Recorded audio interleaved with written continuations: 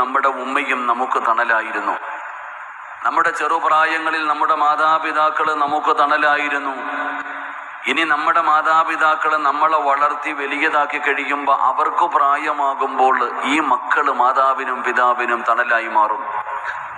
അതുപോലെ തന്നെ നമ്മുടെ ജീവിതത്തിലേക്ക് കടന്നു വന്നപ്പോൾ വഴിതെറ്റി പോകേണ്ട പ്രായങ്ങളിൽ നമ്മുടെ ഉസ്താദന്മാർ, നമ്മളുടെ ഗുരുനാഥന്മാർ നമുക്ക് തണലായി മാറി. അത് കഴിഞ്ഞപ്പോൾ ജീവിതത്തിൻ്റെ ആ മുന്നോട്ടുള്ള പ്രയാണത്തിൽ നമ്മുടെ കൂട്ടുകാർ നമുക്ക് തണലായി. അത് കഴിഞ്ഞപ്പോൾ നമ്മുടെ കൂടപ്പുറപ്പുകൾ നമുക്ക് തണലായി. അത് കഴിഞ്ഞപ്പോൾ നമ്മുടെ ഭാര്യ നമുക്ക് തണലായി. എൻ്റെ പ്രിയപ്പെട്ട സഹോദരങ്ങളെ, ഞാൻ പറഞ്ഞു വന്നത് ഓരോരുത്തരും നമ്മുടെ ജീവിതത്തിൻ്റെ ഈ പ്രയാണത്തിൽ നമുക്ക് തണലായി വരുന്നുണ്ട്. ഞാൻ പറഞ്ഞു വരുന്നത്, നാളെ അള്ളാഹുവിൻ്റെ പരലോകത്തേക്ക് കടന്നു ചെല്ലുമ്പോഴും ആ പരലോകത്തിലും തണല് നമുക്ക് വേണം.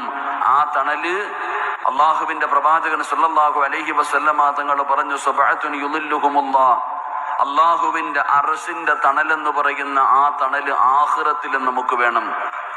അപ്പൊ ഞാൻ ഈ തണലിനെ കുറിച്ച് പറയാനുള്ള കാരണം, ഈ വിശുദ്ധമായ റമളാൻ മാസം ഒരു സത്യവിശ്വാസിയായ മനുഷ്യന് തണലാണെന്ന് ആദരവായ പ്രവാചകൻ നബി മുഹമ്മദ് മുസ്തഫ